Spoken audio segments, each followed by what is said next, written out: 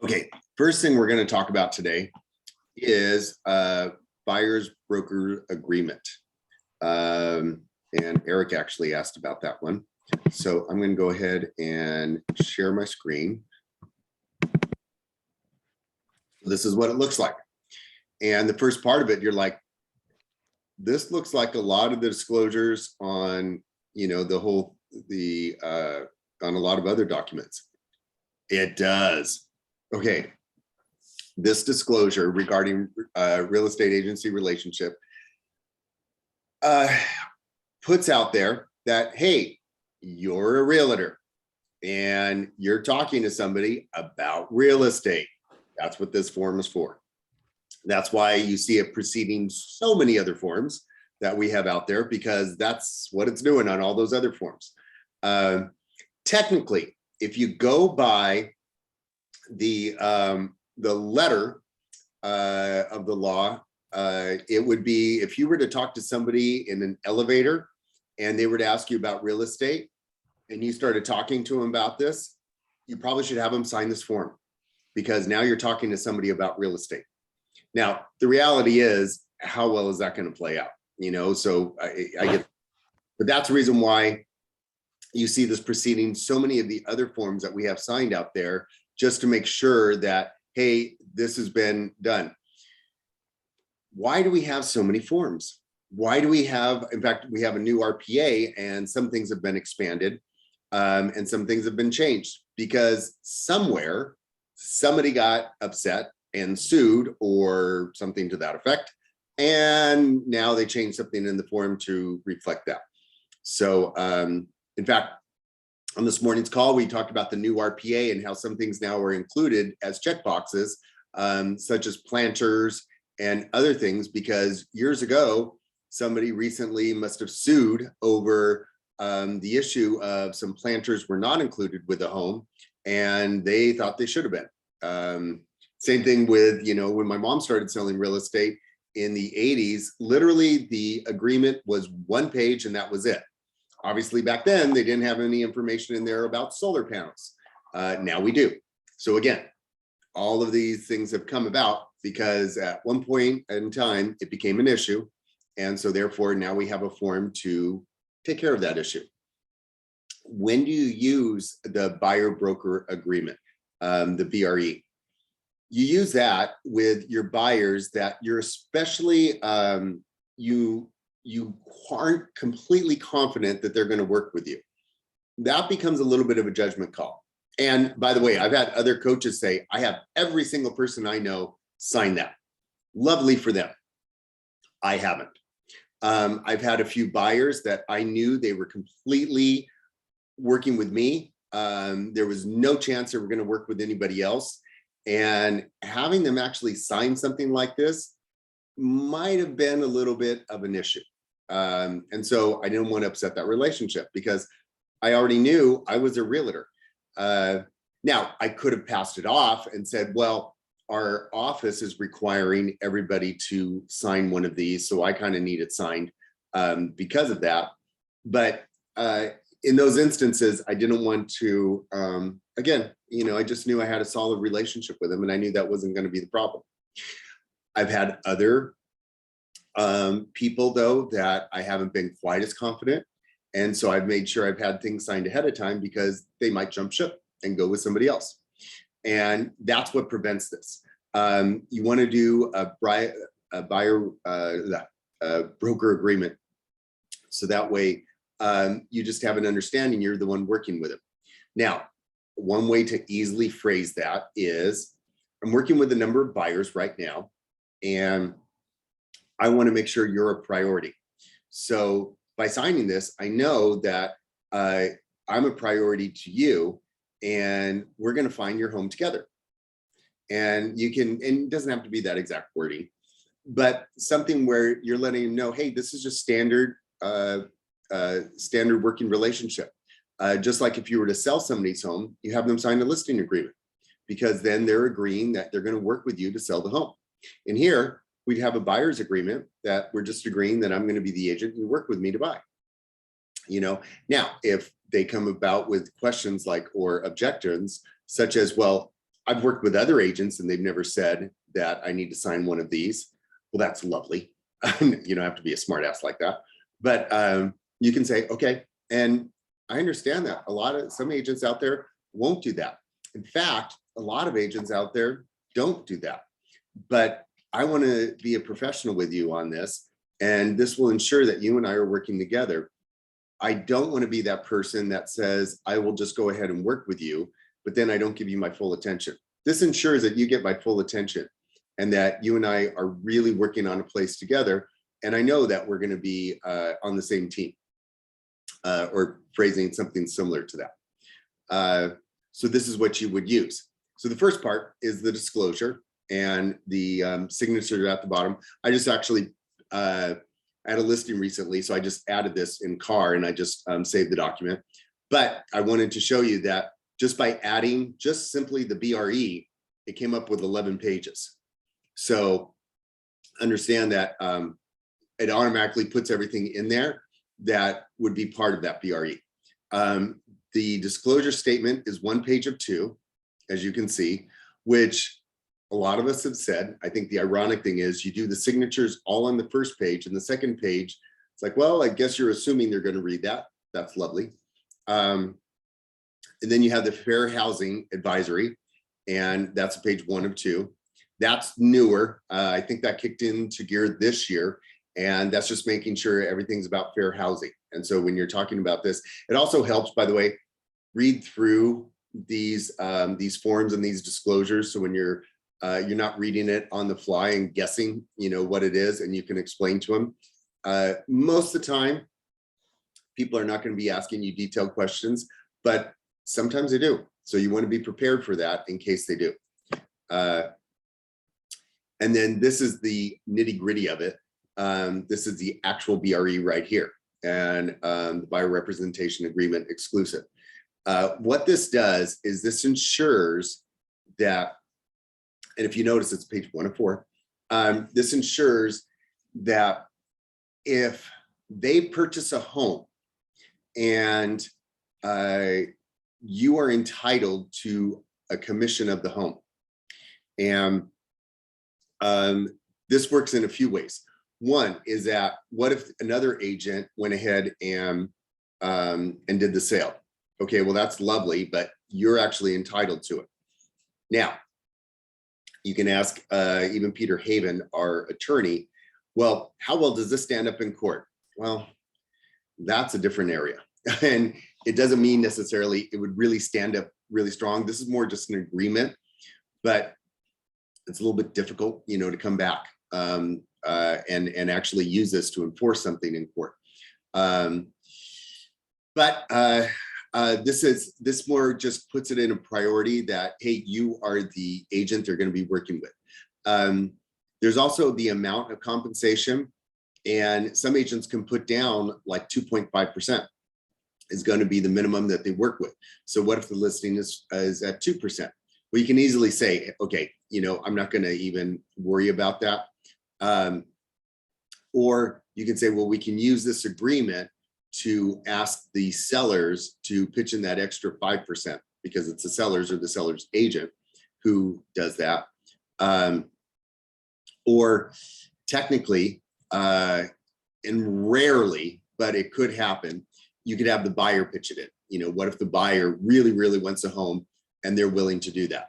The reality is you're not going to see that a lot. Technically, it could happen. And I've heard of a few extreme cases where it has, but don't count on it. The other thing where this also can help come into play is new housing, which in California, we don't necessarily see a ton of, but you do have new housing developments. And by having a broker representation agreement, you can use this to enforce like, no, even on new housing, you're supposed to get paid. Now, new housing, this has come up with a lot of times on the 9 a.m. meetings. New housing, a lot of the developers will have a rule that you have to be there when they first come to the house or first come to the house, to the development. And if you're not there, then they won't pay you. So it's always good to do that. Some will take a phone call. You can call them up and you say, hey, I can't accompany my buyers today, but they really want to see your development. and I want to let you know that I am their buying agent, and I'm not going to be able to accommodate them today. Sometimes that goes ahead, and that's fine. I've also seen in one, I had a buyer that they wanted to look at a new development, and their wording was the compensation was 2.5% if I accompany them on when they first tour the place. If I don't accompany them, then it's 1.5%. And that was how they worded it. And you can, they can word it however they want. But when it comes to new development, that's when this helps to already have this signed, because then this is one of those things that can help make sure you get paid. And if that's one of the options, maybe one of your buyers is looking at it, then that's even one of the things you can talk about is, hey, a lot of times with new developments, because it's new development, some people come right off the street and then there is no buying agent involved. And obviously for the developer, that means they're not paying out as much. They really like that. When we have something like this signed ahead of time, it just makes sure that even if I'm walking in with you to a new development, that I just get compensated for helping you with the sale. And it's also, one of those fair things. You can easily say to somebody, I know you don't work for your job for free, and you expect to get paid for the work that you do. And that's all that I'm asking here. Is this just ensures that the work that I do, when we actually close the sale, I just get compensated for that. And that's just our agreement here. And you can read through all the different things in there and, break that down. And as you can see, you have the initials, and it goes down there. And then you get to the signature part. So before we go on to the other disclosures, any questions on this? Rob, do you have to be the procuring cause? Like, do you to get paid? Like, let's say your client, they have this and they see a house on, let's say, Redfin or whatever. Mm-hmm. They went to go see a house without you, didn't tell you, and then they end up buying a house. I mean, are you, even though you didn't have a procuring cause, you have this contract signed? I mean, are we still entitled to some money, even though That's when you can use this to try to get compensated. Right. That's going to be harder to do, because if the house if they already closed or in the process of closing and everything's in escrow, then that's one thing you can bring into this and like, hey, this needs to, we were working together and I have this, and that's when you try and work that out.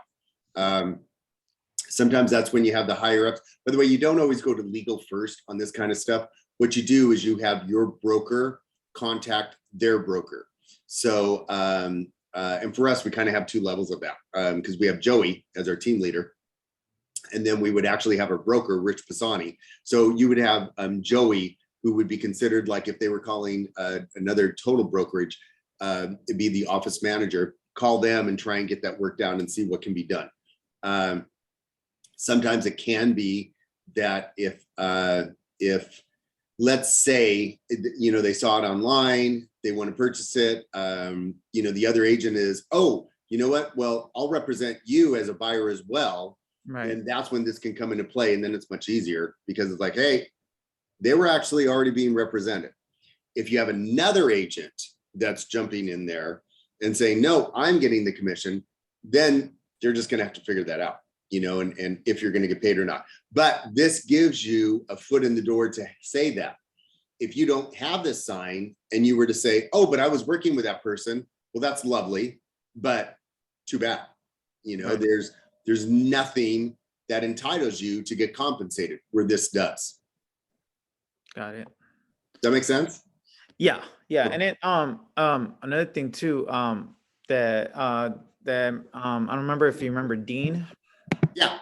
Yeah, and then so I remember I was talking to Dean, and he had a client he was working with, and they were working really well with them, and I think it's all in the presentation how you bring this, the broker's agreement, because because I think he scared his clients off, because then they were chit-chatty with him really well, doing, he was doing really well with them. And then as soon as he brought in, you know, the agreement, they were like, wait, hold on. And then they kind of just backed off a little, stopped texting him back. So I think there's a little bit in the presentation, how you present this, right, to your client.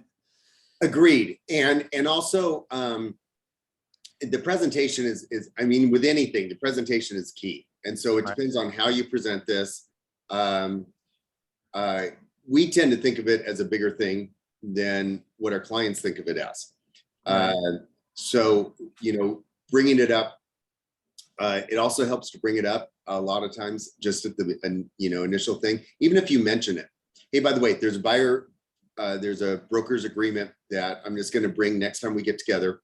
And it's no big deal. It just basically ensures that, hey, I'm showing you homes. And then when we finish purchasing a home with you, I just get paid for it. And this just ensures that. That's all. So I just, I'm just going to bring that with me next time, and we can go through it, but no big deal. Yeah, you just Well, keep you have to let them know. If they're asking, and then they go into it like, well, why would you do that? Well, obviously, I want to help you guys, but I also want to get compensated. Wouldn't you want to get compensated for your time and for your work? That's all that this is ensuring. That's all. And then you could also tell them that it could get canceled at any time, right? They can cancel it at any point. That's one of those things where, hey, if you and I are not happy together, like, let's say you don't know them that well, and, you want to say, hey, and you're getting that pushback. Hey, and if at any point in time, you want to let me know that you have any concerns or whatever, no problem. We'll talk about this. Yeah. Yeah. Yeah. It's something that we should be getting signed for sure. I remember I was taking meetings in Arcadia and at KW, and when they would have their team meetings, none of the agents were getting this signed. It's one of those things where it's hard to get agents to bring this up. I guess it's you get scared to bring it up, right? But it's all in the presentation. It is. It's all in the presentation, and it's. I've seen a number of agents who've been in the industry for a while. It's much easier for them to bring this up because that's how they just present it is, hey, we're going to work with you. We're going to find you a great home. And I want to make sure that we're all happy. And this just ensures that I get compensated. It really protects me from something on the seller side taking place that either shouldn't be, that may be a little questionable. This just makes sure everything is upfront. Right. Okay. Sounds good. Any other questions? And then I'll dive into like the buyer investigation advisory. And this, by the way, this comes up in a number of other times. I bring up a form. This comes in whenever it's a buyer's point of view. A lot of times you get the buyer investigation, and you'll see that when you're in transaction, many times some of these forms I sign like multiple times, and that's just the way it is. Some of them, like the disclosure about the agent representation, it can have a section in there for the buyers, and then it can have a section for the sellers. Well, you can sign both the same document, or if, let's say, the seller sign a separate document and you sign the same one and it's a disclosure, then that's okay. If it's a contract, well, that's a different story. You guys have got to be on the same page with a contract. There's a difference there. But if it's a disclosure, it's just saying, hey, you're aware of it. It's been disclosed to you. And then the Consumer Privacy Act, that's the final disclosure on this, but that's what makes up the fabulous 11 pages of this. You'd want to have this ready to go. It doesn't have to be as long and drawn out, because that's sometimes what we make it to be. And again, it's just it can be a casual, comfortable conversation. Think of it, if you're the buyer, how would you want the agent to talk to you about this? And if you're on the buying side, you just want to know, well, why am I signing this? And you'd want to be comfortable doing it. And if you know why you're signing it, oh, okay, this just ensures that you as the buying agent, when, and if you notice, I said, when escrow closes, when you're purchasing a home, not beforehand, when escrow closes, then the buying agent is just getting compensated for that. Oh, okay, that makes sense. You know, and that's all it is. And even if you know, like, well, you work and you expect to get paid for your work, and that's all this is doing, is this is just ensuring that when we, because my work is done when we actually close on a home for you and you own the home, and then I just get compensated for that. And then that kind of shows them like, oh, that's why, just like you work and then you expect to get a paycheck for working, same thing. This is the same thing, that you just expect to get a check for working for them. Rob, did we mention that the seller is the one that pays us? Yes. That's a good point, right? Yes, because that's the one where, good point to bring up. A lot of times then the buyers are like, whoa, wait, am I paying for this? And then you can explain a buyer's agent, and because a lot of buyers have no clue how agents are paid. And you can be very upfront and say, listen, the seller pays a commission from the proceeds of the home. Now, the listing agent then will take a portion of that commission and offer it to the buying agent, because then that gives incentive for the buying agent to represent and bring in their buyers to purchase the home. And that's how I get paid, is from that commission that's originally asked on the listing agreement. So you're not having to pay, as a buyer, you're not having to pay my commission out of that. So that usually makes buyers feel much more at ease, because then it's no extra money out of their pocket. Does that help?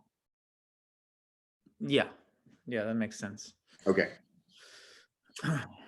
Okay, moving to something else that I discuss a lot of times on the morning calls, but I want to point out why, is something our office pays for. Now, we talk about all the time that you want to be up to date on market numbers. And there's a way that you can do this on the MLS. And I would say, you know, great, go on the MLS and find out what the current market stats are. But this company called Altos, they do this. They also do it for a price. Our office, we subscribe to this. So that's the reason why you have access to this. If you notice, it says KW Forward Living. That's because our office is part of the Forward Living group of offices, and conglomerate, empire, I don't care what you call it, but it's a group of offices, and they pay for this subscription. So we get access to this. So the great thing is that this is on up-to-date information. So tomorrow, let's say, you know, some of the data changes, it'll be different tomorrow, but it allows you to put in a zip code or a city. So for instance, I can show you, my hometown is Whittier. So I can put in Whittier. And it'll, okay, well, you know, do I want all of Whittier? Yep. I don't want a specific zip code in there. I want all of Whittier. So it'll average out all of Whittier for me. And it'll show you what kind of market it is. However, you know, a lot of times when a city has multiple zip codes, it can be very different within those multiple zip codes. So here you're looking at, you know, 523 is the average per square foot. The average home is 749. Okay, fine. But what if I put in 90603, which is a zip code in Whittier, but it's a specific area. And all of a sudden it's like, oh, okay, well, now the median price has changed a little bit. And okay, that sounds fine. What about 90605? And now you're looking at, okay, that price point is changed a little bit more. And I can bring it down to 90606. And see, it kind of shows you all the different stats in there. Now, mind you, I can tell you right now that 90605, that's where I just sold the top home that's been sold in the past 24 months for 2 point, what should we sell? 2.64 million is what we sold it for. But in that same zip code or area code is some homes that sell for like 600,000, 650,000. So this is an average, of those. And by the way, you can also break it down just for condos. So if you want to do condos, you can do that. Now in this area, there's in 90606, you're not going to find a lot of condos. Literally across the street from 90606 would be 9060, I think it's 2. There should be some in there. So that's a seller's market. If you also notice, it jumped up in price there. So we're out of the 700s and now we're in nearly $1 million. The median price is nearly 9. And for condos, I was wrong. It must be 90601. The two are right next to one another. And for condos, yeah, we've got condos in that area. And that shows you the price for condos. And for the homes, that shows you the price for the homes.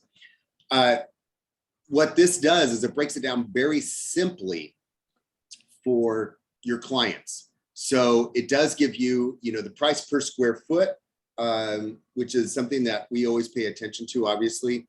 The average days on the market, median. Has there been price increases, price decreases? How many relistings? That tells you a lot. If a home has been relisted, that means it was expired, and that means that it got listed on again. Well, if that's the case, then okay, some homes then were just overpriced or for some reason didn't sell.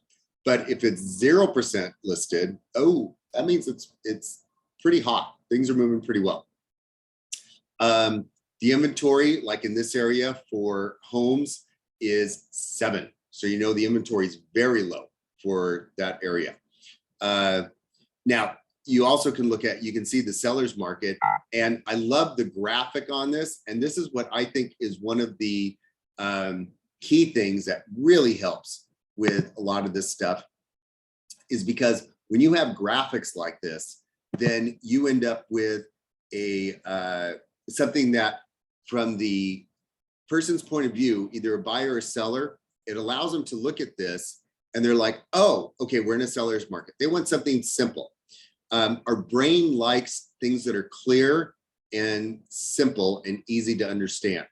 So if you make it complicated, where some people do like all the stats on the one side, but that's a lot of information I have to sort through. Even some people that love that kind of information, they may not want to sort through it. But something like that, where it gives them an index and a little needle that shows, hey, this is a buyer's or seller's market. I really like that because that tells me exactly where it is. And then, by the way, farther down, you can do the median list price. And this shows where it's been. You can also break this down to other things. You can do average days on the market. So you can break it down to any of these things that may go ahead and show price per square foot, how it's been going up. This would be a great one. Like if you were to show, okay, this shows that this area has been really strong because since January of last year, you can see that it is steadily increased on the price per square foot. So that if you were to purchase something now, given that we know all the other market stats, that we're in a strong seller's market and it's not going to let up for a while, it'll probably still appreciate at a really good rate. No guarantees, but this kind of shows you what the history has been. Or, you also have some people every once in a while, especially buyers, they may have said like, well, we were looking 6 months ago and we decided to start looking again. Okay, well, 6 months ago, your price point was down here, but look how much it's appreciated. So it's gone up higher in this area. You can do this with the relisting, how many homes have been relisted. As you can see, like, it's gone down to nothing. You can look at how many homes have been available. Okay, well, slowly over the past roughly 3 years, less and less has become available in this area. And that's been the trend. So all of these things you can take into account. This allows you to compare different zip codes, and it works on 2 sides. One, with the buyers, it kind of lets them know a snapshot of an area. Well, we're looking in Santa Monica. Okay, and then you can look up the zip codes for Santa Monica and plug the numbers in. Okay, well, this is what we're looking at on average. Of course, we're going to see some things, and these are averages, these are medians. So of course, you're going to see some extremes in that. You know, if you have one home that's going to be 2 bedrooms, 1 bath, and it's in a zip code, but then right next to it, you have another home that's 6 bedrooms, 5 baths. Okay, pretty different price points. So you just understand that it's going to be the average of those. But it also helps in a seller's market. You can look up specifically their zip code. And this helped with sellers I had recently in Highland Park, because they were panicking that, oh my God, we've been on the market for too long. I can't believe our house hasn't sold yet. Because when they purchased their home, there was 11 initial offers. 8 of them were serious enough where they got countered. That meant 3 of them were just too low. And it ended up being that it was on the market for a week, and then we were in escrow for a week, and basically went on the market, and 2 weeks later, they owned the home. So their home had been on the market for 2 weeks, and we hadn't gotten any offers. And they were like, oh my God, why haven't we gotten any offers? And we were also at the very top end of the market. So I had a conversation with them initially. Listen, we are asking one of the higher priced homes, and your home deserves this price. And I did my research, and it did. But I said, we're asking on the higher end, which means that the average days on the market, we tend to be at that point or above that point. Because remember, you're going to be looking at average days. So I brought this information to them. And I think at the time, the average days on the market was 27. And because they were panicking, they texted me in the evening, and I said, okay, I put this together, sent it to them in a PDF. Then I went ahead, and the next day, they didn't even want to talk on the phone. They said, Rob, everything is cool. Let's chat tonight, which we did, but we're good. So when I chatted with them tonight, they said, okay. They said, well, let's keep it at the price point we're at. Let's still do the open houses. But by that time, because they saw the stats and it was easy for them to understand, and it was kind of put in this, they were able to look and go, oh, well, the average days on the market is 27, and we've been on the market for 14. And he did say we were going to be on the high end of the price point, therefore probably higher on the days on the market. Okay, we're fine. There's no need to panic. So that's one of those things that I leverage this to use that.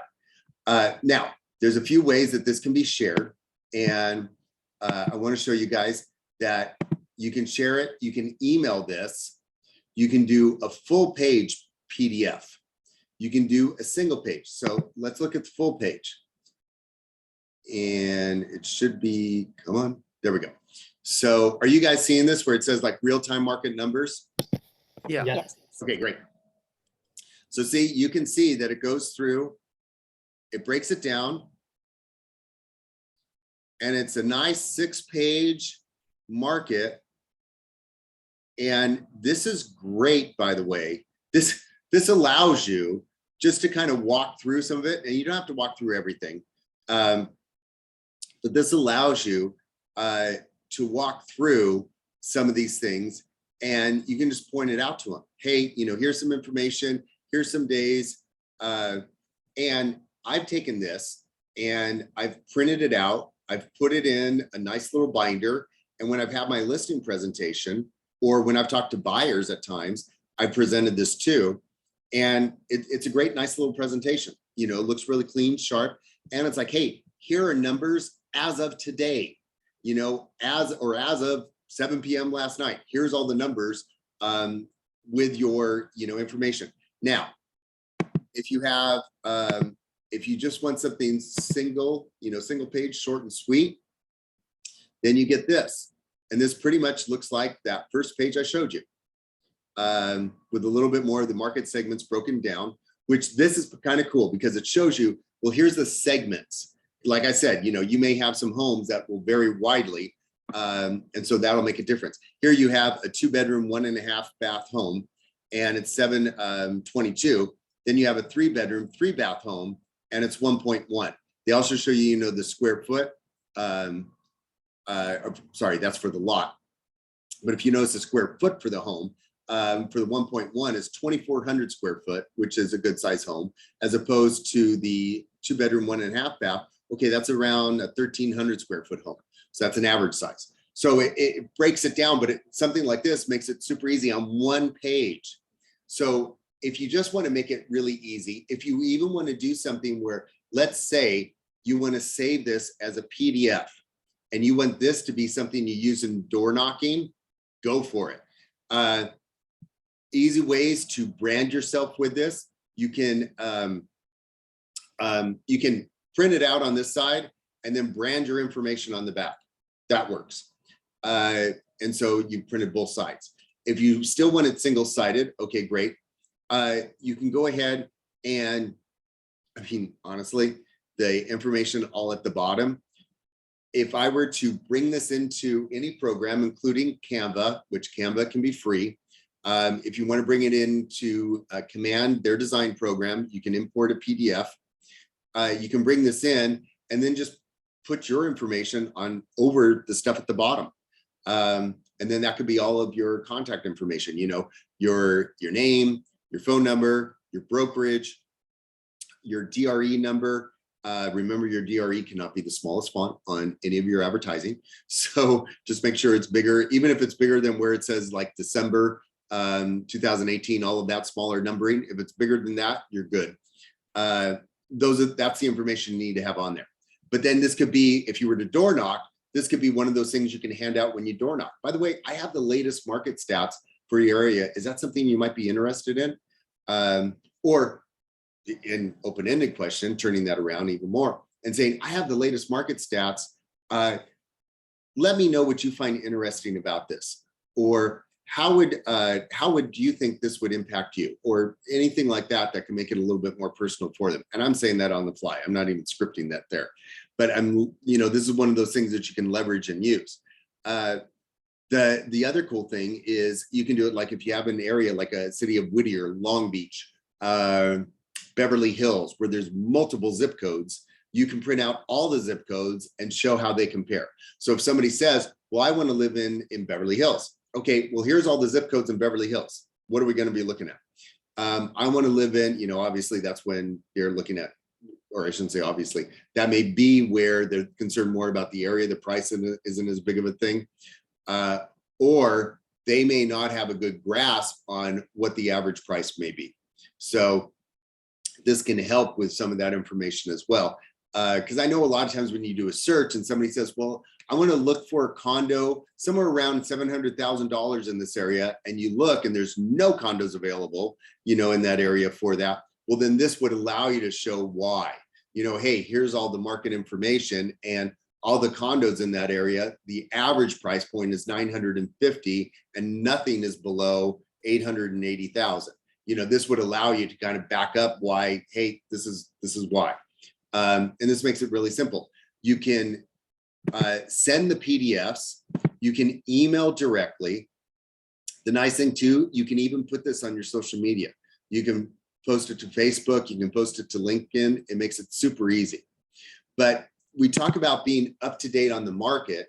And this is kind of one of those, I don't even want to call it a cheat sheet. It's more of a leverage tool because, a cheat sheet kind of implies that it's just a quick way around it, where this is just an easy way to get to the information, but it's thorough and it's up to date, and it lets you leverage it, and it lets you focus on what you want to focus on, and knowing the market, knowing how to work the market, knowing how to present it to them, all those different things. You could even show them, like, let's say they were interested in, let's say this section of Whittier, for instance, and they're like, oh, well, wow, the homes are a little bit more than I thought. Okay, well, let's look at the condos in that area. Well, look, those are the prices of the condos. Would maybe a condo be something you might be more interested in? Would that be something that would work? Because you said you wanted to live in that area. This would give you that instant feedback and leverage. Like if you have both things printed out, hey, here's our price points. Hey, this is what we're looking at. Every once in a while, you'll get that buyer that's like, that's way too much. I would never pay that. Well, that's lovely. But this is what is currently on the market, so this is what we're looking at. And again, it's where if you had somebody saying, oh, well, I want you to search in this area, but I wanted to nothing above $600,000. and you do a search and literally one thing or zero things come up, and you tell that to them, well, and then it's like, I know there's more out there. Well, something like this, and I did have I called her my crazy Aunt Linda. She would kind of have opinions like that. So something like this would allow me to show her, well, this is actually what's currently out there now, and then this would kind of, you may not be happy with it, but this is where we're at. Okay, questions, thoughts on this? I have two questions actually. So I noticed the stats are usually for the week. Is that usually enough data to look at, or should it be like monthly, for example? Where are you talking the stats? It says, for example, on the left side it says this week the median list price, and then I noticed the data on the right. Is it a weekly data thing or is it monthly? So is it the data for the month or week? No, it's usually for the week, and Okay. it's usually a pretty up to date.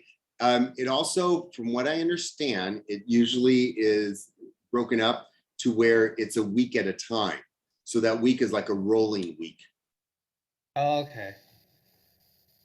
But good Okay. question. I guess the next question is when it says the price decreased and then it gives the percentage, is that the percentage of homes that decreased in price? Or Yeah, that's a percentage of homes, and usually, a lot of times when we see that, that would be on homes that have closed. okay. So Okay. for one reason or another, they close. Um, yeah, Okay, so that means that the the rest of like the stats that doesn't show is pretty much sold at the list price, right? Is that the assumption? So uh, for example, there's only 29% of homes that the price decreased. So does that mean the other parts are sold at list price? that would be the assumption. Okay. Um, but you would dig into that. Uh, you're probably not going to be hit with that quite as much. As far as the questions asked, it's easy, to show to somebody, hey, like everything in this area, the price has increased. Everything in this area, the price has decreased. It lets you know, okay, it may give you more insight, but again, that'll give you the average overall snapshot, which that's what this is designed to do. But here, Yes, yes. you're going to look at an individual home.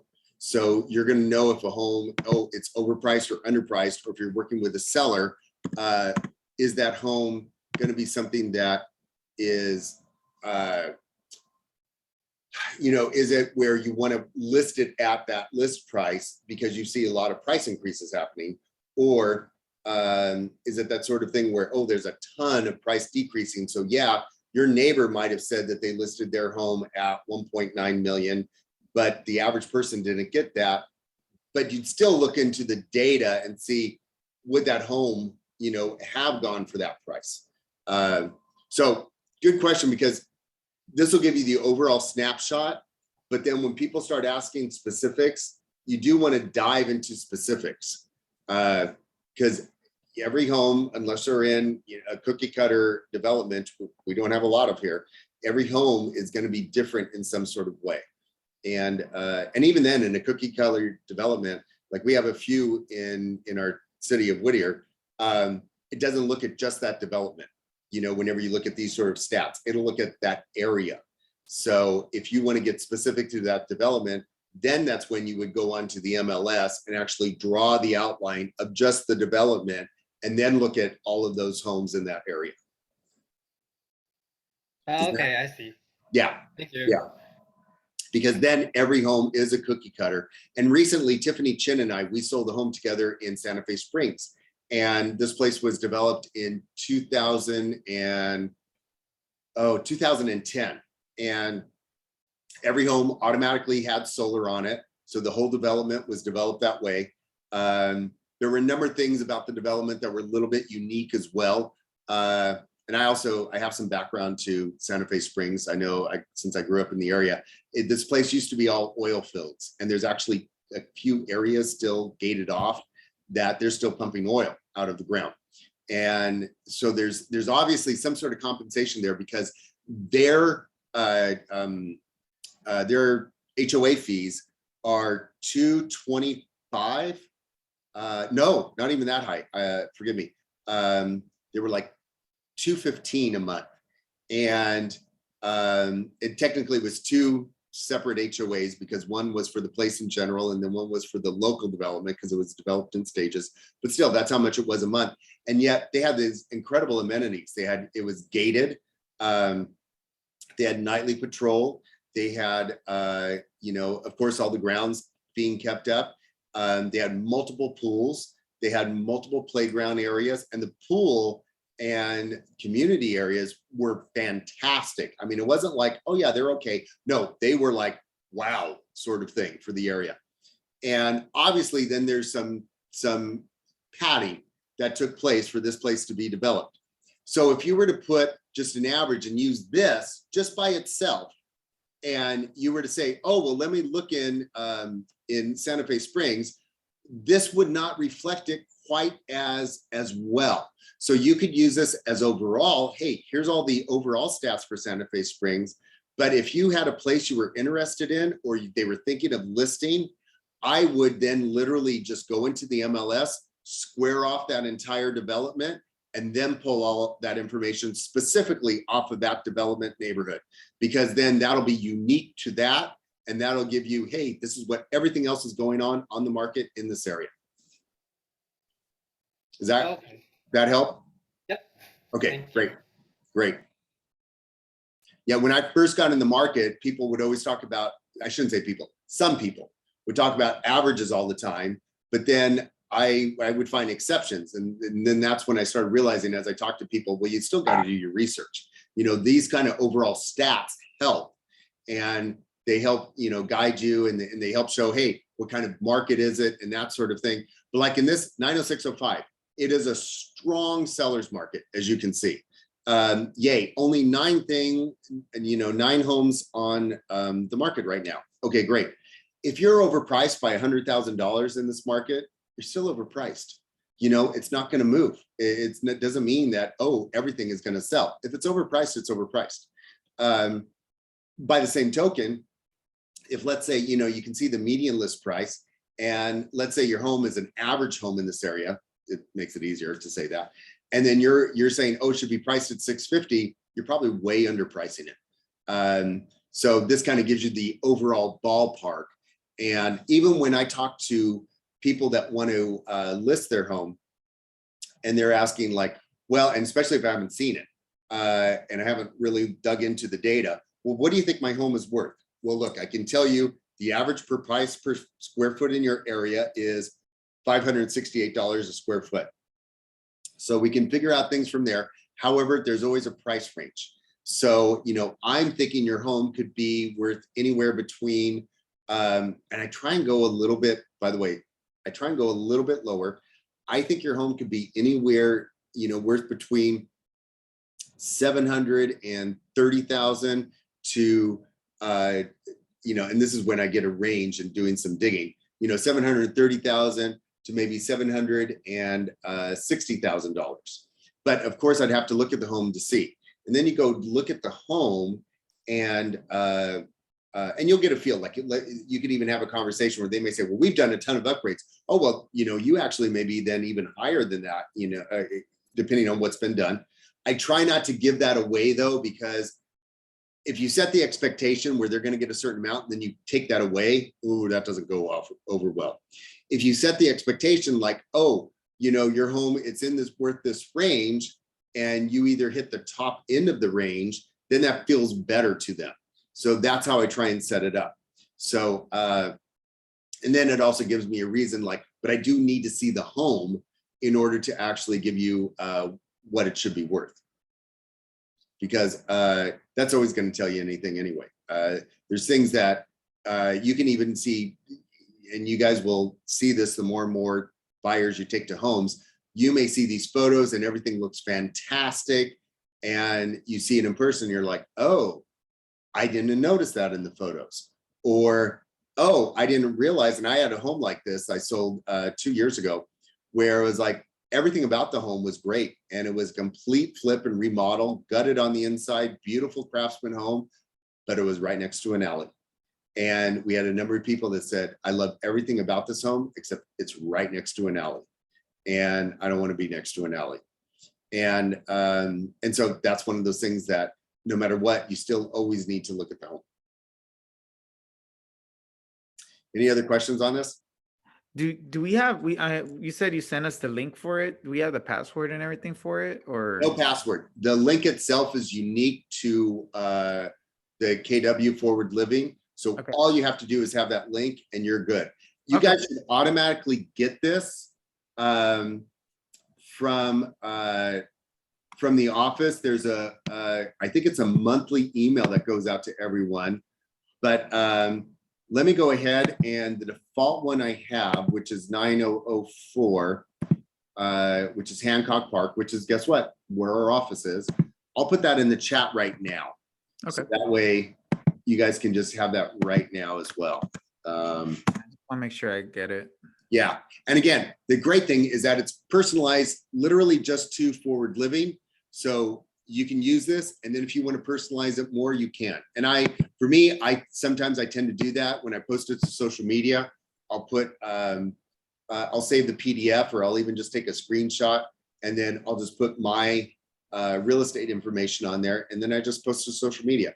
And I put, hey, latest market stats for this code and this zip code.